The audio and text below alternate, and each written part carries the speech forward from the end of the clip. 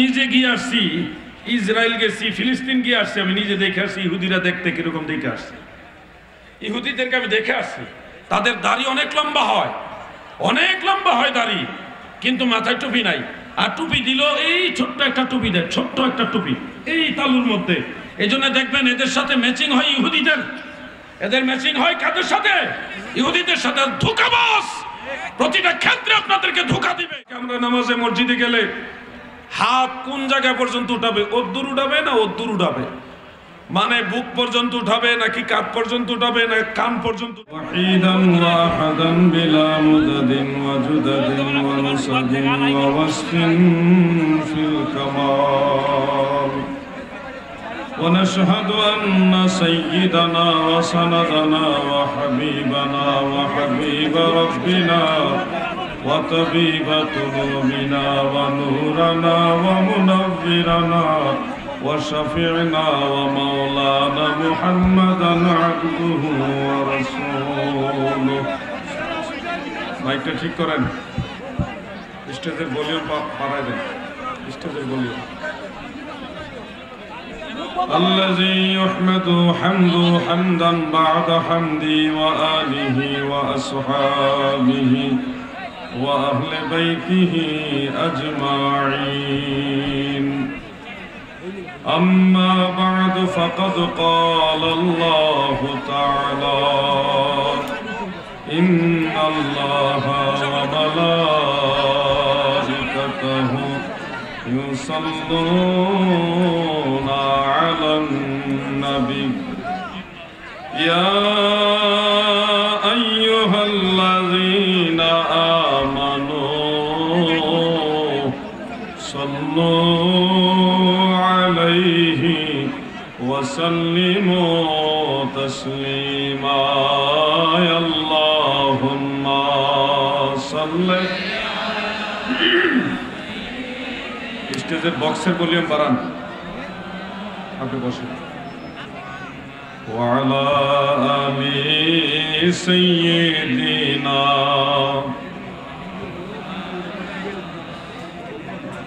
মহব্বতে পড়েন, আওয়াজ দিয়ে আল্লাহর হাবিবের মহব্বতের আওয়াজে পড়ুন। আল্লাহুম্মা সাল্লি মাওলানা মুহাম্মদ ওয়া আলা আলি মাওলানা। আজ না তো যাবি কাল, কত হলো কত কাল, শিয়রে আসিলে রে কাল, কি হবে তোর পায়, কে যাবি সে চল না যাই, সুসময় বয়ে যায়, দরশিতে নবী বরে, সোনার সেই মদিনায়, কে যাবি সে চল না যায়। আল্লাহুম্মা সাল্লি আলা। বসেন, আপনি বসেন, মাহফিল নষ্ট করতেছেন। বসেন, ক্যামেরা থাকবে, আপনারাও থাকবেন, ক্যামেরা থাকবে, কোনো বাড়তি কথা বলবেন না। এরা অনলাইনে প্রচার করছে, আপনাদের মতো লক্ষ লক্ষ মানুষকে কথা শোনার জন্য সহযোগিতা করতেছে। তাদেরও দরকার, আপনাদেরও দরকার। মহব্বতে পড়েন আল্লাহুম্মা সাল্লি আলা সাইয়্যিদিনা মাওলানা মুহাম্মদ ওয়া আলা আলি সাইয়্যিদিনা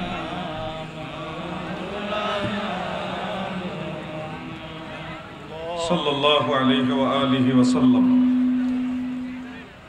ঐতিহ্যবাহী হবিগঞ্জ জেলাধীন নবীগঞ্জ থানার অন্তর্গত আউশকান্দি ঢাকা সিলেট মহাসড়কের সিএনজি পাম্পের নিকটবর্তী ময়দানে আয়োজিত আন্তর্জাতিক সুন্নি কনফারেন্স 2024-এর সম্মানিত সভাপতি সাহেব জনাব মোহাম্মদ দিলশাদ মিয়া সাহেব এবং জনাব রুমান আহমদ সাহেব সাধারণ সম্পাদক আশকান্দি সিএনজি সমবায় সমিতি। এই মাহফিল যার সমন্বয়ে আয়োজন করা হয়েছে জনাব এম এ আহমদ আজাদ সাহেব, আমাদের প্রাণপ্রিয় মহব্বতের সাংবাদিক আজাদ ভাই, এছাড়াও জুয়েল আহমদ জজ সাহেব এবং জুয়েল আহমদ সাহেব, খালেদ আহমদ জজ সাহেব এবং জুয়েল আহমদ সাহেব সহ আজকের মাহফিলের যিনি প্রধান আলোচক গ্র্যান্ড মুফতি বাংলাদেশের উস্তাজুল আসাতিজা শেখুল মাশায়েখ হযরতুল হাজ আল্লামা মুফতি ডক্টর কাফিলউদ্দিন সরকার সালিহি সাহেব সহ দেশের বরেণ্য ওলামাই কেরাম, দিগার সুশিক্ষিত সমাজ, সর্বস্তরের মুমিন মুসলমান ভাইয়েরা, পর্দানিশীন মা ও বোনেরা, সকলের প্রতি আমার আন্তরিক অভিনন্দন।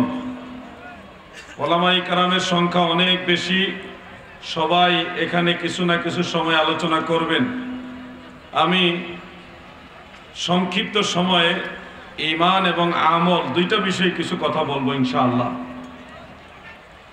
কারণ একজন মুমিন ব্যক্তি জান্নাতে যাওয়ার জন্যে, নাজাত পাওয়ার জন্যে তার এই দুইটা জিনিস প্রয়োজন।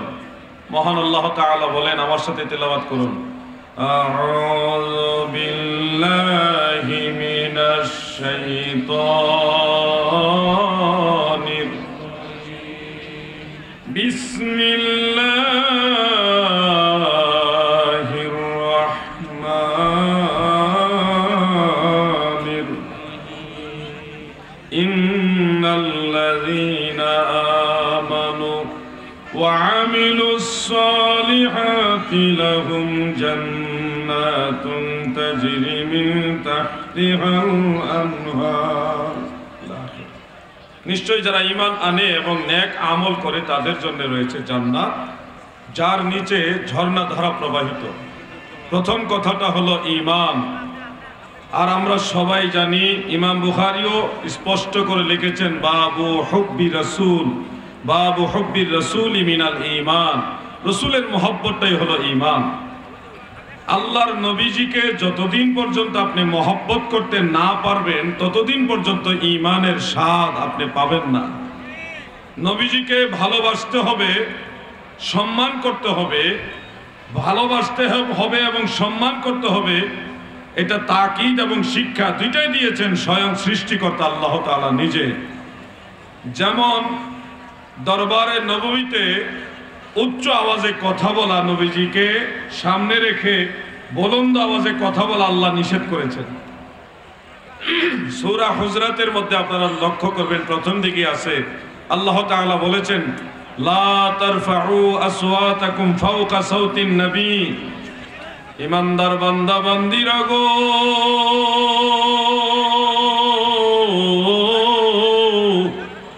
তোমরা আমার নবীজির কণ্ঠ মোবারকের উপরে বুলন্দ আওয়াজ করে কথা বলবে না।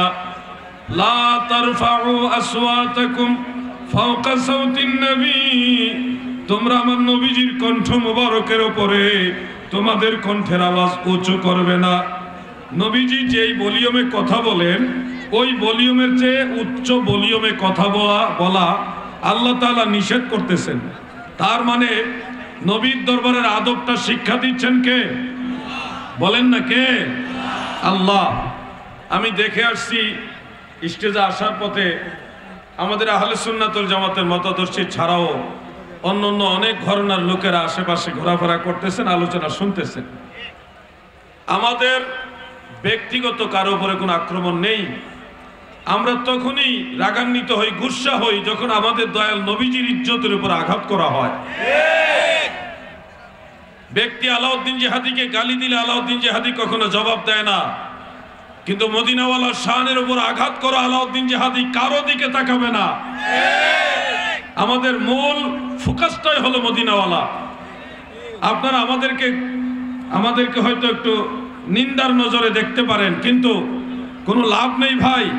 আপনি মদিনাওয়ালাকে ভালোবাসেন, আপনাকে আমরা বুকে জড়ায় নিতে দেরি করব না, কারণ আমাদের সাথে আপনাদের সম্পর্ক হবে মদিনাওয়ালার মহব্বত দিয়ে।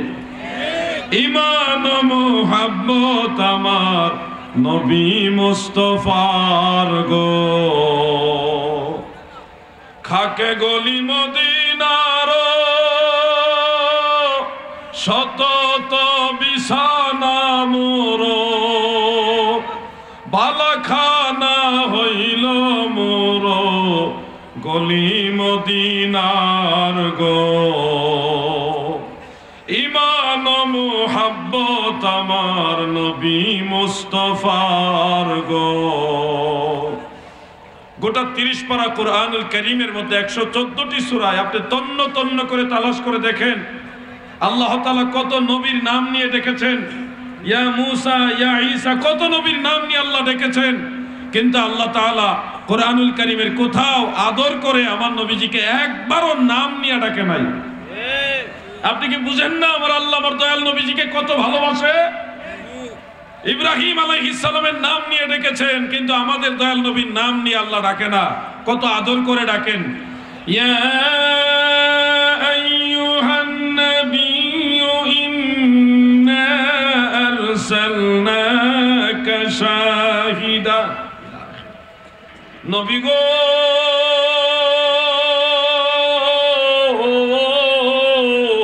কি মায়া করে আমার আল্লাহ নবীকে ডাকে, ভাবা যায় স্বয়ং সৃষ্টিকর্তা নাম নিয়ে ডাকে না, আদর করে বলে ওহে আমার নবী। নবীজি কম্বল গায়ে দিয়ে আছেন, শীতের কাপড় মোটা কাপড় বস্ত্রাবৃত অবস্থায় আছেন, ওই অবস্থায় আল্লাহ নবীজিকে ডাকে কেমনে? ইয়া আইয়ুহাল মুযাম্মিলু কুমিল লাইলা ইল্লা কালিলা। কামলিওয়ালা নবী গো, কম্বল পরনেওয়ালা নবী গো, কত আদরের ডাক, কত ভালোবাসার ডাক, নাম নিয়ে ডাকে না, কম্বল গায়ে দিয়েছে এজন্য বলে হে কম্বল পরনেওয়ালা নবী। এটাকে বলা হয় ভালোবাসা। আপনি দেখেন সারা বাংলাদেশে যত সুন্নি মানা লোক আছে তাদের সাথে যদি নজর করে দেখেন, তারা নবীজির দুরূদ শরীফ শুনলেই কেমন যেন আনন্দিত হয়, নবীজির প্রশংসা শুনলে আনন্দিত হয়, নবীজির সালামের আওয়াজ শুনলে আনন্দিত হয়। এর প্রতিপক্ষে আপনি দাঁড়াইছেন, আপনি নবীজির দুরূদ শরীফ শুনলেও বিদআতের ঘ্রাণ পান, নবীজির সালামের আওয়াজ শুনলে চেহারা মলিন হয়, নবীজির প্রশংসা শুনলে, নবীজির শান ও আজমতের আলোচনা শুনলে আপনার কাছে মনে হয় কিচ্ছা কাহিনী। ভাই এর পরেও কি আপনি বুঝবেন না যে আল্লাহর হাবিবের সাথে আপনার সম্পর্ক ভালো না? আপনি দুরূদ শরীফের আওয়াজ শুনলে বলবেন এটা হাদিস শরীফে নাই, এইভাবে হাদিসের ভিতরে দুরূদ শরীফ নাই, এটা পড়া যাবে না, এটা বিদআতি দুরূদ, এটা মানুষের বানানো দুরূদ। আপনি আছেন বিদআতের তালাশে আর ফতোয়া দিচ্ছেন এটা করা যাবে না, এটা ভণ্ডামি, এটা বিদআতি। শুনুন, আজকে স্পষ্ট ভাষায় বলি, হে আমার হবিগঞ্জের নবীগঞ্জের নবী প্রেমিকারা শোনো, যারা দুরূদ সালাম নিয়ে শানের সালত নিয়ে বিভিন্ন ধরনের ফতোয়াবাজি করে তারা ফতোয়া দিতে দিতে মরে যাবে, আর আমরা নবীর দুরূদ পড়তে পড়তে মরে যাব। ঠিক না ভাই? নারে তাকবীর, আল্লাহু আকবার, নারে রিসালাত, ইয়া রাসূলুল্লাহ, আহলে সুন্নাত ওয়াল জামাত জিন্দাবাদ জিন্দাবাদ। আপনি বলবেন একালিপ টান বেশি হয়েছে, গুনাহ হয় নাই। ভাই ওয়ারাত্তিলিল কুরআন তারতিলা, কোরআনুল কারীম তেলাওয়াতের সময় তারতিল করা ওয়াজিব, কিন্তু এমনিতে নরমালি হাদিসের ইবারত বা আরবিক লেকচার যেটা আছে ওই ক্ষেত্রে তারতিল করা ওয়াজিব না। কারণ যদি আরবি ভাষায় একজন আরেকজনের সাথে তারতিল করা ওয়াজিব হতো তাহলে আরব জাহানের কেউ জান্নাতে যেতে পারতো না, কারণ তারা যেই ভাষায় আরবিতে কথা বলে কিন্তু তারতিল হয় না, আঞ্চলিক ভাষায় কথা বলে। যেমন বোঝানোর জন্য বলছি, সিলেটের ভাষাও বাংলা, চট্টগ্রামের ভাষাও বাংলা, রাজশাহীর ভাষাও বাংলা, রংপুর দিনাজপুরের ভাষাও বাংলা, কিন্তু এক অঞ্চলের ভাষার সাথে আরেক অঞ্চলের ভাষার মিল নাই। আরব জাহানও এরকম, ফিলিস্তিনের আরবি একরকম, সেই সিরিয়া দামেস্কের আরবি আরেক রকম, জর্ডানের আরবি হলো আরেক রকম, সৌদি আরবের আরবি আরেক রকম, ইয়ামান দেশের আরবি আরেক রকম, কিছু না কিছু বেশ কম আরব জাহানে আছে। এখন সব জায়গায় আপনি তরতিল খুঁজতে গিয়ে আমাদের সাধারণ মুসলমানদেরকে বলছেন বিশুদ্ধ ভাষায় সহিভাবে দুরূদ পড়তে হবে, না হলে বিদআত হবে। এই যে বিদআতের ভয় দেখাইলা ভাই, এই ভয়ের কারণে যেই লোকটাকে দুরূদ শরীফ পড়তো এখন সে বিদআতের ভয়ে দুরূদ পড়ে না। এটার জন্য কে দায়ী? আমার নবীর দুরূদ আপনার ফতোয়ার কারণে বন্ধ হয়ে গেছে। যদি বলতেন ভাই একটু শুদ্ধ করে পড়ো কিন্তু পড়া বন্ধ করো না, তাহলে আমার দয়াল নবীর দুরূদ শরীফ বন্ধ হতো না, চালু থাকতো। কি বলেন আপনারা? দুরূদ শরীফ আমরা চাই কিনা বলেন? জোরে বলেন, চাই কিনা? কত জায়গায় ফিতনা তৈরি করা হয়েছে। আজকে আমরা নামাজে মসজিদে গেলে হাত কোন জায়গা পর্যন্ত উঠাবে? ওদ্দুর উঠাবে না ওদ্দুর উঠাবে, মানে বুক পর্যন্ত উঠাবে নাকি কাঁধ পর্যন্ত উঠাবে না কান পর্যন্ত উঠাবে, এটা নিয়ে ঝগড়া লেগে যায়। সহিহ হাদিস দেখাচ্ছেন রাসূল করিম সাল্লাল্লাহু আলাইহি ওয়াসাল্লাম কাঁধ পর্যন্ত হাত উঠাইছেন। আপনি একটা হাদিস পড়লেন, সহিহ মুসলিমের ওই হাদিসটা পড়ার দরকার ছিল যে আল্লাহ রাসূল কান মোবারক পর্যন্ত হাত তুলেছেন। কান মোবারক পর্যন্ত হাত তুললে কাঁধ সহ পেয়ে যায়, কিন্তু কাঁধ পর্যন্ত হাত তুললে কান বাদ পড়ে যায়। তাহলে ভালো কোনটা? ভালো কোনটা বলেন না? তাহলে আমাদের বাপ দাদা পূর্বপুরুষ যারা মুসলমান ছিলেন তারা তো কান পর্যন্ত হাত তুলছেন, তারা একই সাথে বুকও পাইছে, কাঁধও পাইছে, কানও পাইছে, একসাথে সব কয়টা আদায় হয়েছে। আপনি তো মাঝখানে গন্ডগোল লাগাইলেন সহিহ হাদিস দেখাইতে গিয়া। আরে হানাফি মাযহাবের ইমামরা সমস্ত হাদিস গবেষণা করেই রায় দিয়েছে, ঠিক না বেটে? মদিনায় হজের সময় যখন আমি গিয়েছিলাম, মসজিদ নববীতে বসে রাজশাহী অঞ্চলের আরো দুই একটা এলাকার কয়েকজন লোকের সাথে আমার একটা আলোচনা হয়েছিল মসজিদ নববীর ভিতরে। ওনাদের মধ্যে ভালো কয়েকজন জাননেওয়ালা লোক ছিল। ওনারা আমাকে ঘটনা প্রসঙ্গে বলেছিলেন বাংলাদেশে একামতে দুইবার, কিন্তু মক্কা মদিনাতে একামতে একবার করে। তাহলে এই ব্যাপারে আপনার মতামত কি? আমি বললাম মক্কা মদিনাতে যারা একবার একামত দেয় ওনারা একটা হাদিসের উপর আমল করতেছে, একজন মুজতাহিদের রায়ের উপরে চলতেছে। কিন্তু বাংলাদেশে আমরা যারা দুইবার দেই বা সারা ওয়ার্ল্ডে যারা দুইবার করে একামত দেয়, মানে প্রত্যেকটা বাক্য দুইবার করে বলে, তারা ইমাম আজম আবু হানিফা সহ এক দল মুজতাহিদের ইজতিহাদের উপরে চলে। আমাদের এই আমলের পক্ষে অনেকগুলো সহিহ হাদিস আছে। অতএব আমরা সবাই ইমামদের অনুসরণ করতেছি। যারা ফিতনা তৈরি করছেন বাংলাদেশে একবার না দুইবার, ইনারা তো হানাফি মাযহাবও মানে না, ইমাম শাফিঈকে মানে না, ইমাম আহমদ বিন হাম্বলকে মানে না।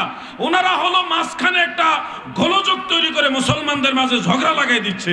তাহলে এটা ফিতনা। আপনি শাফিঈ হয়ে যান, হয়ে একবার একামত দেন, কোনো ঝগড়া নাই। তো ওনাদের সাথে অনেকগুলি কথার মাঝে আমাকে ওনারা প্রশ্ন করেছিল যে একামতের বাক্যগুলো দুইবার এটা আপনি কিভাবে বুঝলেন যে এটাই করা উচিত? আমি ওনাদের বলেছিলাম, ওনাদের মধ্যে কয়েকজন ছিল লামাযহাবী। আমি বলেছিলাম ভাই একামতের বাক্যগুলি প্রথম দিকে হযরতে বিলাল রাদিয়াল্লাহু আনহু একবার দিয়েছেন।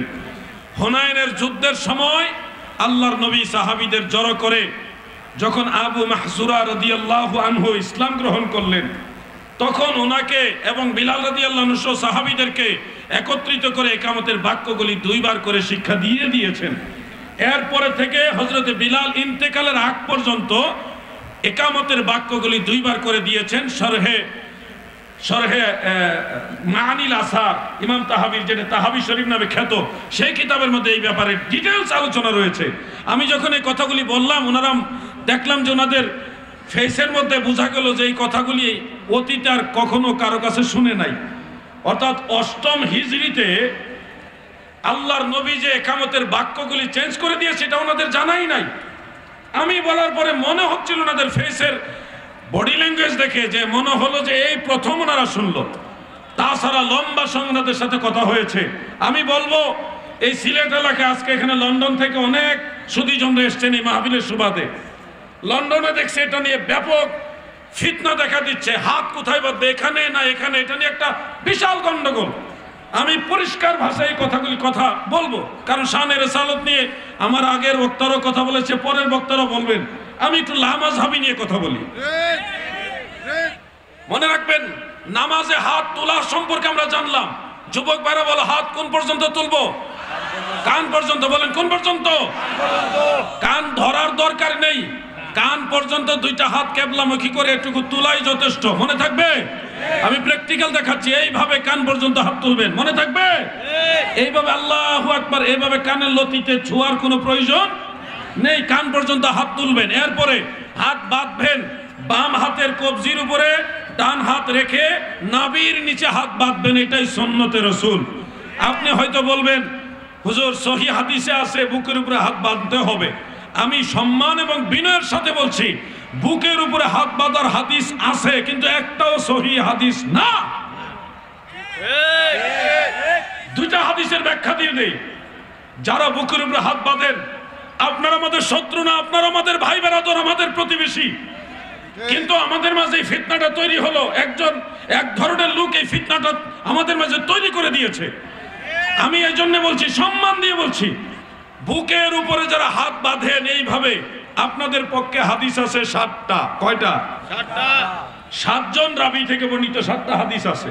আর সনদের হিসাব করলে 14-15টা আরো বেশি হবে, কিন্তু অরিজিনালি রাবির বিচারে হাদিস হলো 7টা। এই 7টাই দুর্বল হাদিস। আর নাবির নিচে আমরা যারা হাত বাঁধি, আমাদের এই আমলের পক্ষে হাদিস আছে 8টা। কয়টা?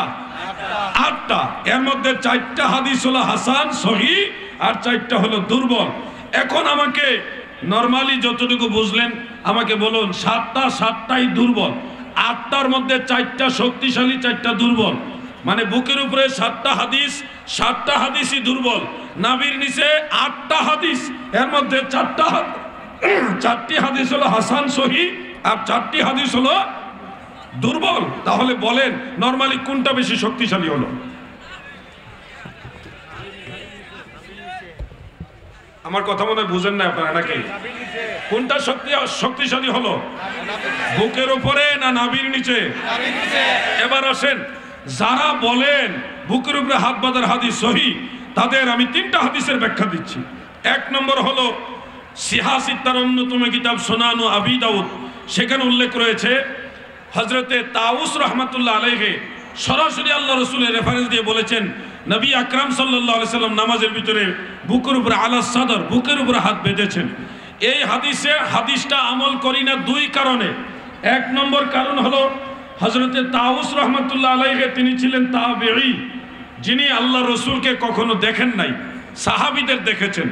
তো এই তাবেঈ যখন কোনো সাহাবীর নাম উল্লেখ না করে সরাসরি নবীজির কথা বলে ফেলে, ওই ধরনের বর্ণনাকে উসুলে হাদিসের মানদণ্ডে বলা হয় মুরসাল। তো এই যে একটা কারণ, সাহাবীও না, তাবেঈ জীবনে কোনোদিন আল্লাহর নবীকে দেখেনি, উনি বলতেছে আল্লাহ রাসূল বুকের উপরে হাত বাঁধছে।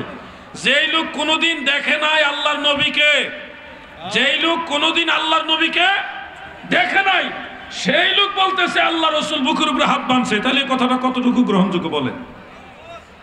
কথাটা বুঝতেছেন না আপনারা? 2 নম্বর কারণ, এই হাদিসের সনদ একজন রাবীর নাম হলো সুলাইমান। নাম কি? এই সুলাইমানকে ইমাম আবু যুরআ, ইমাম আবু হাতিম, ইমাম বুখারী, এক দল মুহাদ্দিসিন তিনারা বলেছেন ইনদাহু মানাকির ওয়া হুয়া মুনকারুল হাদিস কাসীরুল খাতা লাহু কাসীরুল আওহাম। সে একজন মুনকার বর্ণনাকারী, তার প্রচুর ভুল রয়েছে। হাদিস বর্ণনা করার ক্ষেত্রে সে প্রচুর পরিমাণে ভুল করত। তাহলে আপনারা বলুন আমাকে, এই ধরনের একজন মুনকার রাবী, মুনকার মানে দোষী রাবী, দোষী সমালোচিত রাবী, তার মধ্যে ত্রুটি আছে, যে হাদিস বর্ণনা করার সময় প্রচুর পরিমাণে ভুল করত, এরকম ভুল করনেওয়ালা রাবীর বর্ণিত বুকের উপরে হাত বাঁধার হাদিস আপনারা আমল করা কি উচিত হবে? 2টা দোষ বললাম, আরো আছে। এবার শুনেন, নবীগঞ্জের নবী প্রেমিকেরা শোনো, দিলের কান লাগায় শোনো। এই থানাটার নামটা কত সুন্দর, নবীগঞ্জ। নবীগঞ্জের নবীর প্রেমিকারা শোনো, আল্লাহর রাসূল সাল্লাল্লাহু আলাইহি ওয়াসাল্লাম নামাজের ভিতরে বাম হাতের উপরে ডান হাত রেখে নাভির নিচেই ধারা রাখতেন। এটাই হলো সহিহ হাদিস। যেমন মুসান্নাফ ইবনে আবি শাইবার মধ্যে বিশুদ্ধ সনদে হাদিস উল্লেখ রয়েছে। এই মূল কিতাবের 2টা নুসখার ছাপা আমার কাছে আছে। কেউ যদি দেখতে চান আমি দেখাতেও পারবো ইনশাআল্লাহ। সেখানে হযরতে ওয়াইল ইবনে হুজর রাদিয়াল্লাহু তাআলা আনহু থেকে বর্ণিত, তিনি বলেন আমার দয়াল নবীজি যখন নামাজ শুরু করতেন, নামাজ শুরু করার পরে ইয়াদাউ ইয়ামিনাহু আলা শিমালিহি ফিস সালাতি তাহতা সুররা, আমার দয়াল নবীজি নামাজের ভিতরে বাম হাতের উপরে ডান হাত রেখে নাভির নিচে এইভাবে রাখতেন। হাযা হাদিসুন সহিহ। ইমাম আবুল কাসিম কুতলুবুগা রাহমাতুল্লাহ আলাইহি, যিনি হাফিজুল হাদিস, ইমাম ইবনু হাজার আসকালানির সমসাময়িক একজন হাফিজুল হাদিস তবকার নুক্কাত পর্যায়ের মুহাদ্দিস, একদল মুহাদ্দিস এই হাদিসটাকে সহিহ বলেছেন তাহতা সুররা এই শব্দ সহকারে। অতএব সহিহ হাদিসে পাইলাম, নির্ভেজাল সহিহ হাদিসে পাইলাম আল্লাহর নবী নাভির নিচে হাত বেঁধেছেন। আর মুরসাল দুর্বল, একদিকে মুরসাল আরেকদিকে দুর্বল সনদের হাদিসে পাইলাম নবীজি বুকের উপরে হাত বাঁধছে। আমার সিলেটবাসী মন দিয়ে শোনো, একদল লোক বের হয়েছে, তারা আপনাদেরকে ধোঁকা দিয়ে বলবে এইভাবে নামাজ পড়তে হবে, এটাই সহি নামাজ। আসলে এরা ধোঁকাবাজ। লম্বা লম্বা দাড়ি রাখলে, টুপিটা খুলে ফেললে ইহুদিদের সাথে একটু মিল বোঝা যায়। আমি নিজে গিয়ে আসছি, ইসরায়েল গেছি, ফিলিস্তিন গিয়ে আসছি, আমি নিজে দেখে আসছি ইহুদিরা দেখতে কিরকম দেখে আসছি। ইহুদিদেরকে আমি দেখে আসছি, তাদের দাড়ি অনেক লম্বা হয়, অনেক লম্বা হয় দাড়ি, কিন্তু মাথায় টুপি নাই। আর টুপি দিল এই ছোট্ট একটা টুপি দেয়, ছোট্ট একটা টুপি এই তালুর মধ্যে। এই জন্য দেখবেন এদের সাথে ম্যাচিং হয় ইহুদিদের, এদের ম্যাচিং হয় কাদের সাথে? ইহুদিদের সাথে। ধোঁকাবাজ প্রতিটা ক্ষেত্রে আপনাদেরকে ধোঁকা দিবে। হাত বাঁধা নিয়ে লম্বা আলোচনা করলেই তো এখানে অনেক সময় চলে যাবে।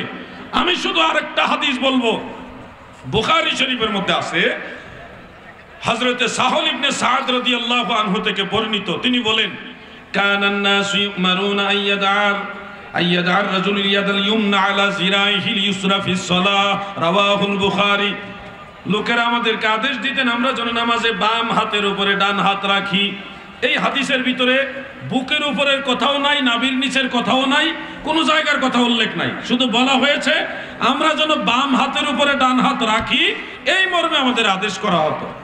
এবার আওসকান্দিবাসী আমার দিকে খেয়াল করেন, একজন যুবক ভাই দাঁড়াও তো, তুমি দাঁড়াও দাঁড়াও দাঁড়াও না ভাই, আপনারা সবাই ভাইটার দিকে খেয়াল করেন।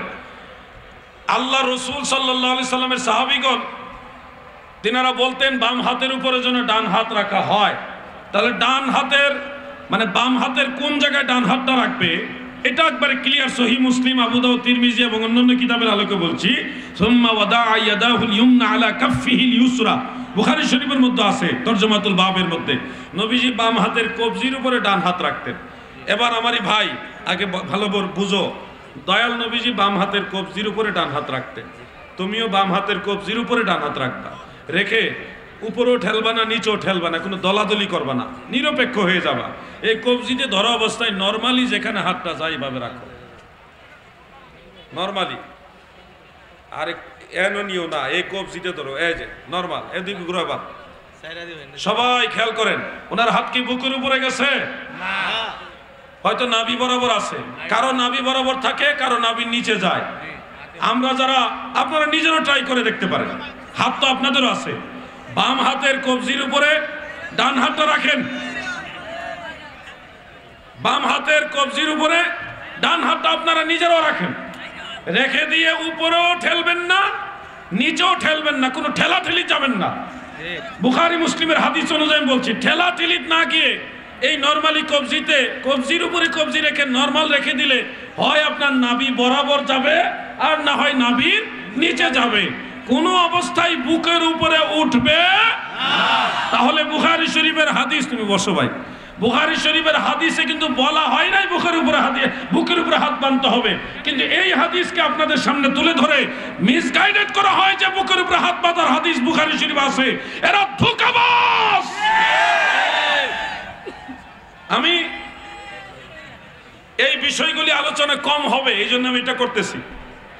দ্বিতীয়, আমিন জোরে বলবো না আস্তে বলবো, এটা একটু জানা দরকার আমাদের। আমাদের এক শ্রেণীর ভাইরা মসজিদে গেলে কি যে একটা অত্যাচার করে, তাদের অত্যাচারের ঠেলায় নামাজের খুশু নষ্ট হয়ে যায়।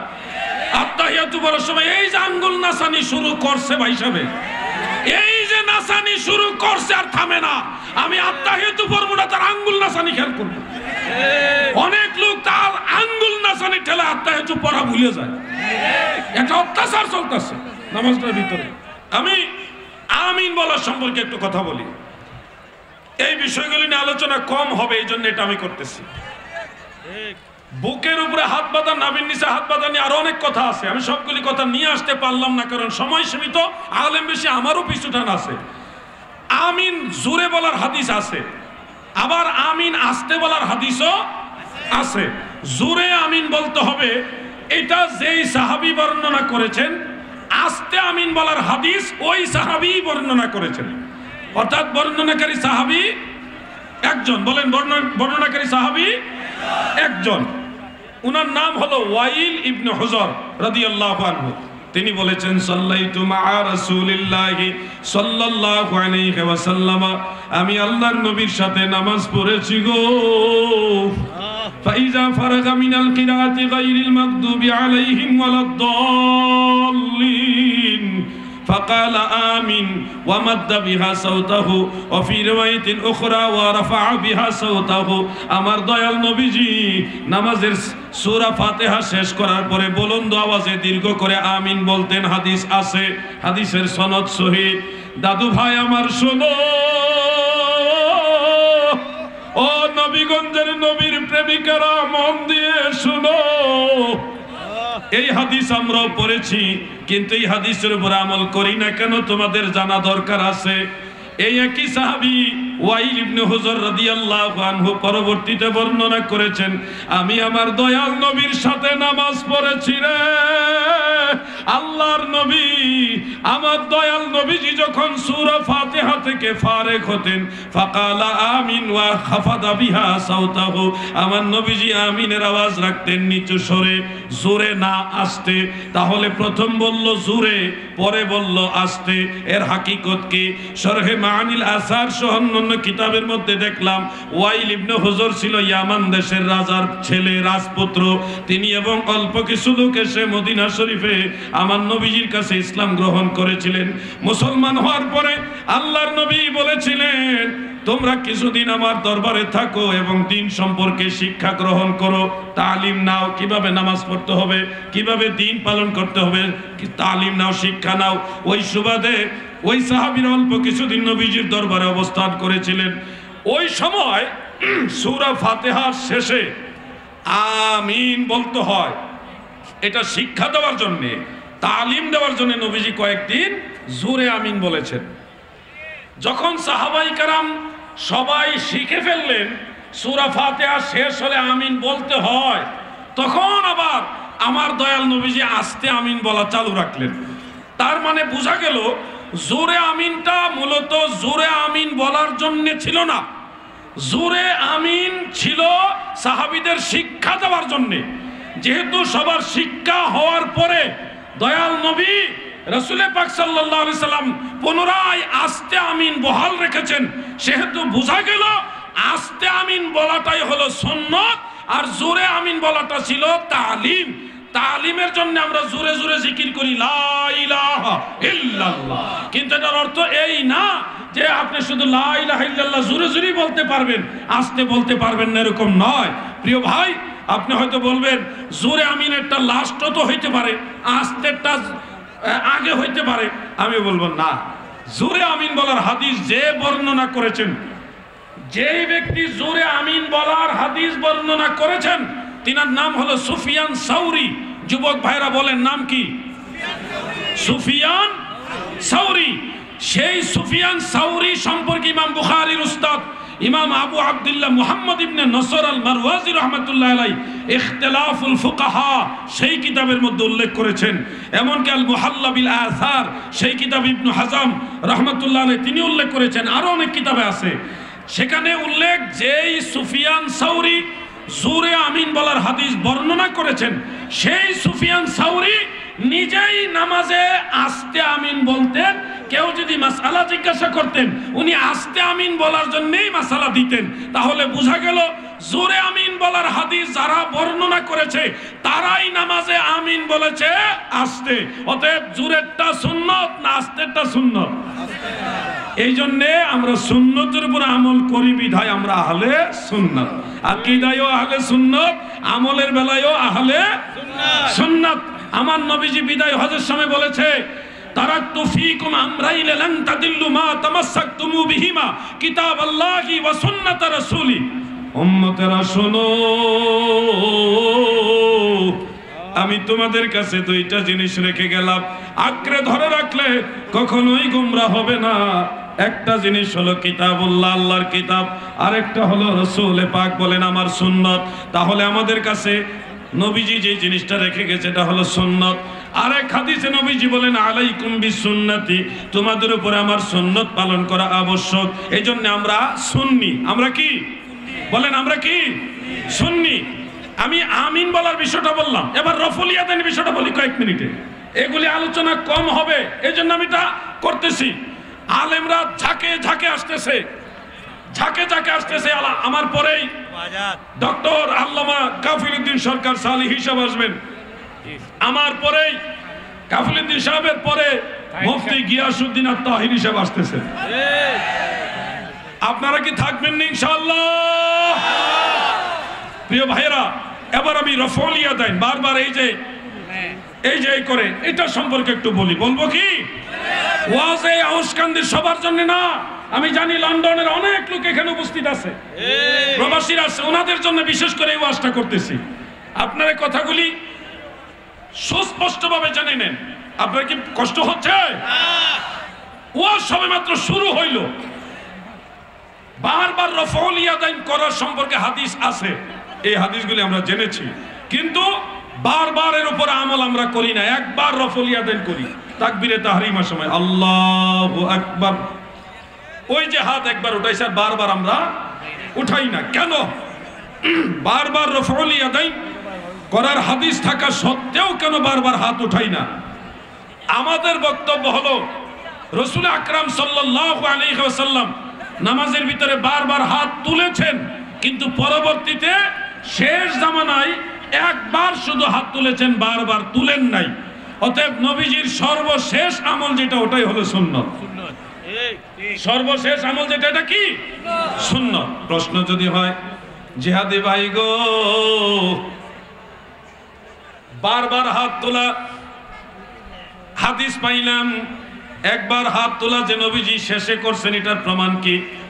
প্রমাণ হিসেবে এত লোক মাশাআল্লাহ, মানে আজাদ ভাই এমন এক খেলা দেখাইছে, আউশকান্দির সুন্নি জনতা এমন এক প্রেম খেলা দেখাইছে যে লোকে লোকারণ্য হয়ে গেছে। সবাই কিনে একটা তাকবীর দিতে চায়। রেডি আছেন? নারায়ে তাকবীর, আল্লাহু আকবার। মাইকে দিয়েন না, তাহলে বাইরের আওয়াজটা পাই না। সবাই বলে নারায়ে তাকবীর, আল্লাহু আকবার। সত্য করে এখন সবাই দিছে? সবাই দিছে না, নাহলে আকাশ পাতাল মুখরিত হয়ে যেত, মানুষ আরো ঢুকতেছে, জায়গা পাইতেছে না, কি কঠিন অবস্থা। নারায়ে তাকবীর, আল্লাহু আকবার। নারায়ে রিসালাত, আহলে সুন্নাত ওয়াল জামাত, আউশকান্দি সুন্নি কনফারেন্স। মোটামুটি শরীরটা গরম হয়েছে।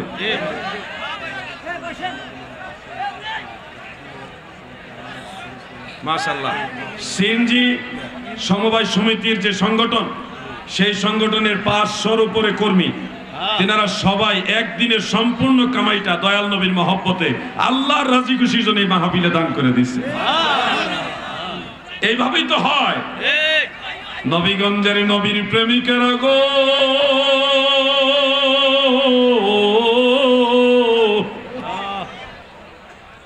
আর রফউল ইয়াদাইন নিয়ে আলোচনা করতে চাই না, সময় একেবারেই কম। এই বেলায় একটু কথা বলতে চাই শিয়া নিয়া, শিয়াবাদ নিয়া।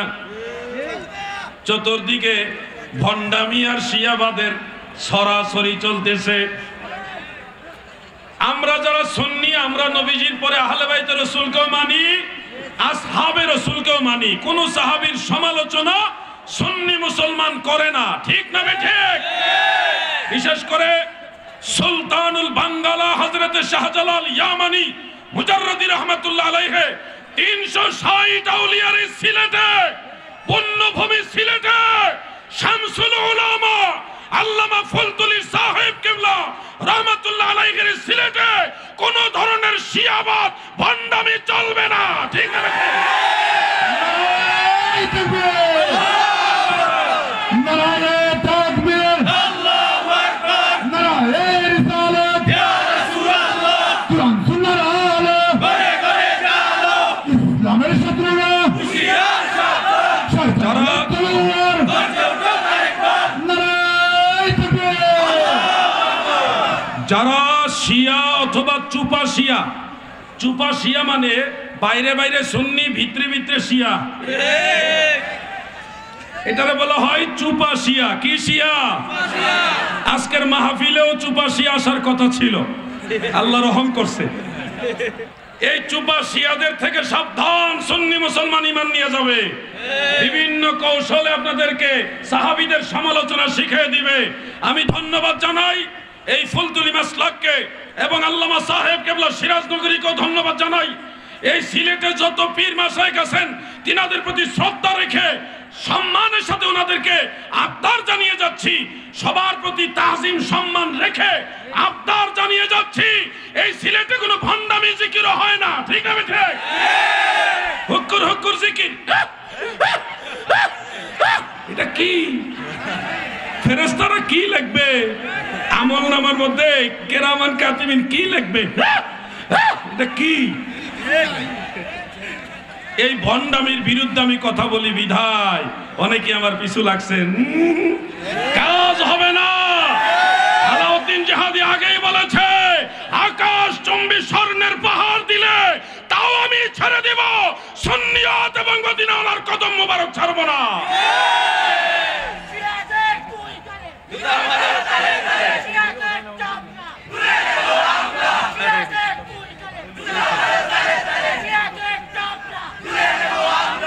মনে রাখবেন, শেরে খুদা হযরত আলী রাদিয়াল্লাহু আনহু, তিনি আহলে বাইতুর রাসূল, তিনি পাক পাঞ্জাতনের একজন, তিনি খোলাফায়ে রাশিদিনের একজন, তিনার মর্যাদা অনেক ঊর্ধ্বে।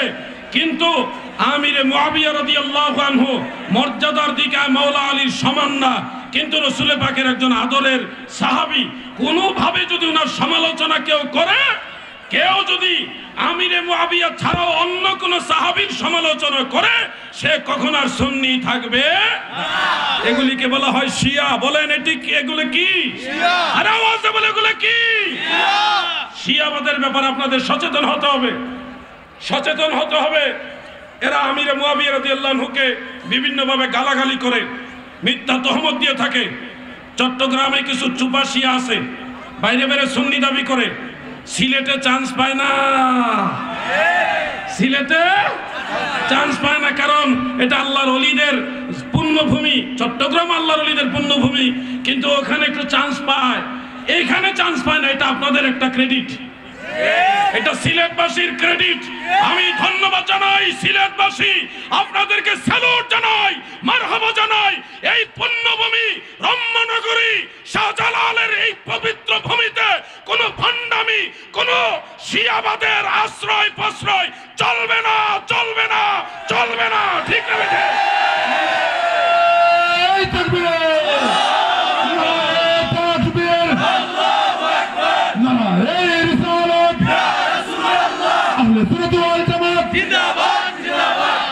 জিকির হবে আল্লাহর, জিকির আল্লাহরই হবে। পীর ও মুর্শিদগণ যেভাবে আমাদের তালিম দিয়েছে ওইভাবে জিকির হবে, কোনো ভণ্ডামি স্টাইলের জিকির দরকার। আমি তো এক কথাই বললাম, আপনি যে জিকির করলেন, এটা কি লাগবে? আপনার কান্দের ফেরেশতা এটা কি লাগবে? এটা কি? এই ধরনের কোন ফালতু ভণ্ডামি জিকির আমরা চাই না। বলেন আমরা এই ভণ্ডামি জিকির, আর আওয়াজ দিয়ে বলেন চাই কি? কি যে একটা অত্যাচার চলতেছে, সুন্নিয়তের লেভেল লাগাই আমাদের এই দেশটাকে, মাজারে গিয়ে সেজদা দেয়। কি অবস্থা! আমরা সেজদা দেই না, আমরা তাজিম করি, কদম বুসি করি। আচ্ছা, কদম বুসি, বুসি মানে চুম্বন, চুম্বন। আপনি কদমে চুমা দিবেন 100 বার জায়েজ আছে, কদম বুসি জায়েজ আছে। এখন কদম বুসি করতে হলে কদম লাগবে কিনা বলেন? কেউ যদি বাঁশের মধ্যে সুমা দিয়া কয় আমি কদম বুসি করছি, তাহলে কি হবে? কদম বুসি করতে হলে কদম লাগবে। এখন হুদা জায়গায় আপনি সুমা দিয়ে কবেন আমি কদম বুসি করছি, তা তো হবে না। যারা বিভিন্ন টাল বাহানা দেখাইয়া আল্লাহ ছাড়া গায়রুল্লাহকে সেজদা করে, মাজারে গিয়ে সেজদা করে, পীরকে সেজদা করে, খাটকে সেজদা করে, কোন ধরনের চেয়ারকে সেজদা করে, এরা কখনোই মুমিন হতে পারে না। এগুলি টাটকা মুশরিক। সেজদার মালিক একমাত্র আল্লাহ। আল্লাহ ছাড়া কাউকে সেজদা দেওয়া যাবে না। আপনার এই এলাকার সমস্ত আলেমদের জিজ্ঞাসা করেন, কওমি অঙ্গনের আলেমদেরকে জিজ্ঞাসা করেন, জিহাদি সাহেব বলছে আল্লাহ ছাড়া কাউকে সেজদা দেওয়া যাবে না, তারাও বলবে এটা ঠিক। আপনি জিজ্ঞাসা করেন আমাদের সুন্নি অঙ্গনের সবাইকে, ফুলতুলি মাসলাকে আলা হযরতে সবাইকে জিজ্ঞাসা করেন, জিহাদি সাহেব বলেছে আল্লাহ ছাড়া কাউকে সেজদা দেওয়া যাবে না, তারাও বলবে এটা ঠিক। এমনকি আহলে হাদিসের তারাও বলবে এটা ঠিক। কিন্তু এরা কারা? যারা পীর মুরিদের দোহাই দিয়ে মাজারের সেজদার ব্যবসা করে, মাজার ব্যবসা করে। এই লোকগুলি হলো মুরিদের টাকা দিয়া পকেট ভারী করে বিদেশ গিয়া বিলাসিতা করে, মুরিদরে জান্নাতের ভয় দেখা, তকদিরের ফুকা ধরবে, এই ফুকার ব্যবসা করে, আযাব গজবের ব্যবসা করে। সেজদা একমাত্র আল্লাহকে দিবেন। আল্লাহর ওলিদেরকে সম্মান করবেন, তাজিম করবেন, ভালোবাসবেন, আল্লাহর ওলিদের পদাঙ্ক অনুসরণ করবেন। কিন্তু কোনো ভণ্ডামির সাথে আমাদের সম্পর্ক নাই। যুবক ভাইরা, কথা কি ঠিক থাকবে? বলো, সেজদার একমাত্র মালিক কে? আল্লাহ। এই যুবকরা, তোমাদের মধ্যে কি ভেজাল আছে নাকি? আওয়াজ মনের থেকে প্রেমের আওয়াজে বলো, সেজদার একমাত্র মালিক কে? আরো আওয়াজ দিয়ে বলেন কে? এটা যেন ঠিক থাকে। আল্লাহ তাআলা আপনাদের ভালো রাখুক, সুস্থ রাখুক। একটা গজলের বই, এটা হলো শায়ের মোহাম্মদ শাহিন আলম, আমার বাজানের লেখা। গিয়াসউদ্দিন তাহিরি সাহেব, আমি সহ বাংলাদেশের সমস্ত সুন্নি আলেম, যারা হাফেজ ওলিউল্লাহ আশিকি সাহেব সহ সমস্ত সুন্নি আলেমদের গজল এক জায়গায় করছে। আপনাদের সন্তানদের জন্য এরকম একটা গজলের বই দরকার। এই যে আমের গান, বাদামের গান, হ্যাঁ, আরো যে কত রঙের গান শিখে, এই ধরনের আম আর জাম বাদাম এগুলির গান না শিখে নবীর গান শিখা উচিত। এই বইটা 50 টাকা হাদিয়া নিয়ে যাবেন বাচ্চাদের জন্য, নিজেও পড়বেন। এটা আমার বাজানের লেখা। আমি আর আলোচনা যাবে পয়সা থাকেন। হ্যাঁ, আর একটা আছে নকশা তাবারুকাত, নবীজির বিভিন্ন স্মৃতি বিজড়িত জিনিস। না, মোনাজাত করলে আপনারা বললে আমি বাধ্য। আচ্ছা, এটাও আছে, দুইটা মিলে 100 টাকা। যাই সংক্ষিপ্ত একটু মোনাজাত করতে বলছেন, তাহলে 1 মিনিট হইলো আমি দয়াল নবীজিকে সালাম দিয়ে তারপর মোনাজাত করব। ইয়া নবী সালাম আলাইকা, ইয়া রাসূল সালাম আলাইকা, ইয়া